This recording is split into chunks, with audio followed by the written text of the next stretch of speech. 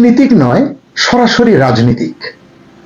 ঢাকায় ভারতের নতুন হাইকমিশনার হিসেবে কি আসছেন মিস্টার দীনেশ ত্রিবেদী? এটি কি শুধুই একটি নিয়োগ, নাকি বাংলাদেশের জন্য দিল্লির বড় কোনো বার্তা? যাই বলুন না কেন, বাংলাদেশের জন্য ভারতের কূটনীতিতে বড় পরিবর্তনের ইঙ্গিত মিলছে। দীর্ঘদিনের প্রচলিত প্রথা ভেঙে, নিয়ম ভেঙে পেশাদার কূটনীতিকের বদলে একজন অভিজ্ঞ রাজনৈতিক ব্যক্তিত্বকে ঢাকায় পাঠাতে চাইছে দিল্লি। ভারতীয় গণমাধ্যমের খবর বলছে, ভারতের সাবেক কেন্দ্রীয় মন্ত্রী এবং বর্তমান বিজেপি নেতা ঢাকায় বর্তমান হাইকমিশনার প্রণয় ভার্মার স্থলাভিষিক্ত হতে যাচ্ছেন। মিস্টার প্রণয় ভার্মা ইউরোপীয় ইউনিয়নে ভারতের রাষ্ট্রদূত হিসেবে ব্রাসেলসে বদলি হয়েছেন। এটি আপনারা ইতিমধ্যেই জেনেছেন।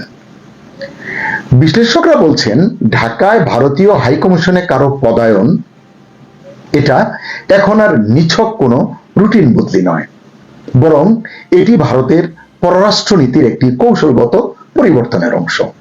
কারণ বাংলাদেশে 2024 সালের 5 আগস্টের রাজনৈতিক পট পরিবর্তনের পর বাংলাদেশ ভারত সম্পর্ক আগের মতো আর নেই।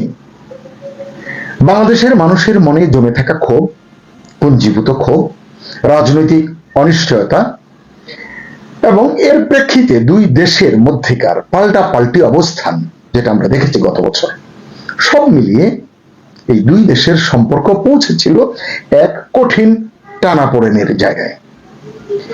এই পরিস্থিতিতে একজন ক্যারিয়ার কূটনীতিককে হাইকমিশনার হিসেবে ঢাকায় না পাঠিয়ে একজন অভিজ্ঞ রাজনীতিককে পাঠানোর মাধ্যমে বাংলাদেশের সঙ্গে সম্পর্ককে ভারত কতটা গুরুত্ব দিচ্ছে সেই বার্তাই দেওয়ার চেষ্টা করছে নয়াদিল্লি। বিশ্লেষকরা এমনটি বলছেন। কিন্তু প্রশ্ন হলো, সেই বার্তাটি কি? দিল্লি কি এখন থেকে সরাসরি রাজনৈতিক লেভেলে কথা বলতে চায়?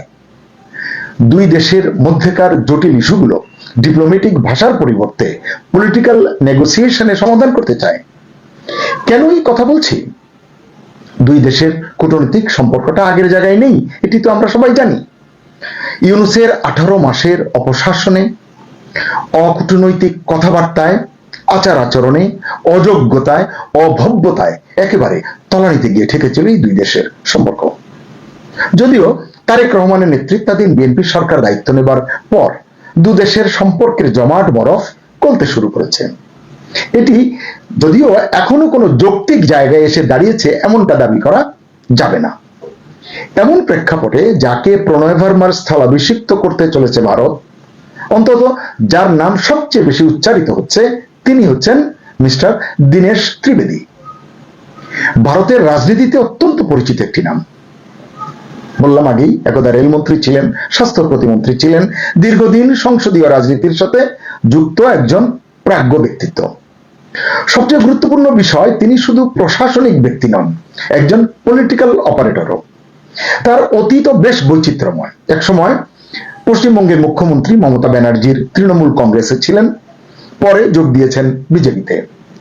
অর্থাৎ তিনি বিভিন্ন রাজনৈতিক ক্যাম্পে কাজ করেছেন, যা কূটনীতির মাঠেও তাকে অধিক কার্যকর আলোচক করে তুলতে পারে।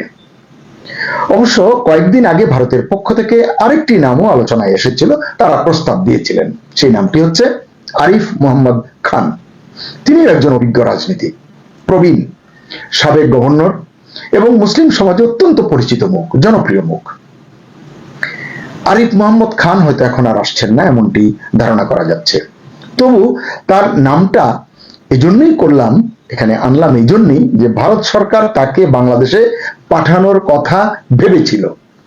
এই ভাবনার কারণেই মনে হয়েছে ভারতের এই যে নামগুলো, দীনেশ ত্রিবেদী এবং আরিফ মোহাম্মদ খান, এগুলো আসলে কিছু না কিছু নির্দেশ করছে।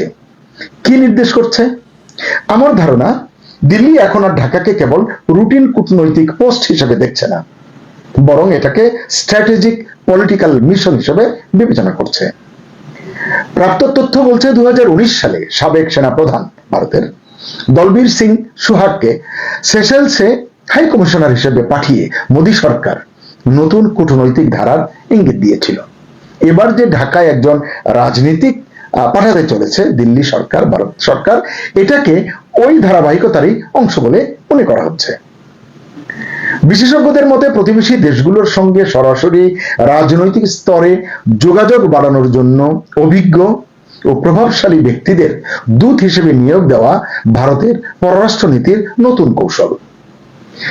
দীনেশ ত্রিবেদীর মতো একজন অভিজ্ঞ নেতার উপস্থিতি ঢাকার সঙ্গে দিল্লির অমীমাংসিত ইস্যুগুলো নিয়ে আলোচনার ক্ষেত্রে নতুন মাত্রা যোগ করতে পারে বলে ধারণা করা হচ্ছে। এদিকে বিদায়ী হাই কমিশনার মিস্টার প্রণয় ভার্মা সম্পর্কে দু একটি কথা না বললে অন্যায় হবে, কারণ এমন এক কঠিন সময়ে তিনি ঢাকার দায়িত্ব পালন করেছেন, তা এক কথায় প্রশংসনীয়। নিঃসন্দেহে তিনি একটি অত্যন্ত কঠিন সময় পার করে দায়িত্ব শেষ করছেন ব্রাসেলসে যাওয়ার আগে। ভারতের কোন রাষ্ট্রদূতের জন্য 2024-এর আগস্ট পরবর্তী বাংলাদেশ ছিল সবচেয়ে কঠিন এবং চ্যালেঞ্জিং। আগস্ট পরবর্তী উত্তপ্ত পরিস্থিতিতে দুদেশের সম্পর্ককে পুরোপুরি ভেঙে পড়তে দেয়নি প্রণয় ভার্মার বিচক্ষণ সিদ্ধান্ত, ঠান্ডা মাথার কর্মকৌশল। আবেগে উত্তপ্ত পরিস্থিতিতেও কি কি হয়েছে আপনারা সব জানেন। প্রণয় ভার্মার নেপথ্যে থেকে কূটনীতিকে বাঁচিয়ে রেখেছেন, সংবেদনশীল ইস্যুতে ধৈর্য ধারণ করেছেন। সব মিলিয়ে তিনি ছিলেন এ রিয়েল ক্রাইসিস ম্যানেজার। কূটনীতিতে বলা হয়, যখন সব দরজা বন্ধ হয়ে যায় তখন একজন দক্ষ কূটনীতিক জানালা খুলে রাখার পথ খোঁজেন। প্রণয় ভার্মা বাংলাদেশ ভারতের এই দুই দেশের সম্পর্কের ক্ষেত্রে ঠিক সেই কাজটি করেছেন। তিনি এমন এক সময়ে দায়িত্ব শেষ করে ফিরছেন যখন বললাম সম্পর্কের বরফ গলতে শুরু করেছে। এখন যদি দীনেশ ত্রিবেদী আসেন তাহলে সেটি হবে ভিন্ন ধরনের অধ্যায়। মানে কিরকম সেটা, ক্রাইসিস ম্যানেজমেন্ট থেকে পলিটিক্যাল ম্যানেজমেন্টে শিফট হবে কূটনৈতিক মিশন। দীনেশ ত্রিবেদীর প্রস্তাবটি বাংলাদেশ সরকারের সম্মতির অপেক্ষায় রয়েছে। এগ্রিমো বলে নিয়ম অনুযায়ী স্বাগতিক দেশের সবুজ সংকেত পাওয়ার পরে এই নিয়োগ চূড়ান্ত করা হবে। দীনেশ ত্রিবেদী ঝরঝরে বাংলায় কথা বলেন এবং একজন দক্ষ সেতার বাদক। তিনি দীর্ঘদিন ধরে পশ্চিমবঙ্গের রাজনীতির সঙ্গে যুক্ত। দুই বাংলার, ওপার বাংলা এপার বাংলা, দুই বাংলার সংস্কৃতি সম্পর্কেও তার সম্যক ধারণা রয়েছে, ভালো ধারণা রয়েছে। অবশ্য মাঝখানে শোনা যে গিয়েছিল যে বিহারের গভর্নর, ভারতের সাবেক মন্ত্রী ও প্রভাবশালী রাজনীতিক আরিফ মোহাম্মদ খান ঢাকা হাই কমিশনার হয়ে আসছেন, তখন বলা হয়েছিল এটি কেবল দুদেশের দ্বিপাক্ষিক সম্পর্কের ক্ষেত্রেই নয়, বরং আন্তর্জাতিক কূটনীতিতেও বিরল দৃষ্টান্ত হয়ে থাকবে। যাই হোক, বাংলাদেশের সম্মতি পেলে দীনেশ ত্রিবেদী আসবেন ঢাকায় হাই কমিশনার হয়ে, এমনটি বলা যাচ্ছে। এরপর থেকে হয়তো ঢাকায় চালু হবে ভারতের নতুন ধরনের কূটনীতি, যেখানে কূটনীতির বদলে রাজনীতি হবে হয়তো মূল চালিকা শক্তি। বাংলাদেশও নিশ্চয়ই দিল্লির এই নতুন পলিটিক্যাল যে গেম প্ল্যান সেটা বুঝে দুদেশের সম্পর্ককে এগিয়ে নিতে খুব একটা পিছিয়ে পড়বে না। শুভকামনা সবার জন্য।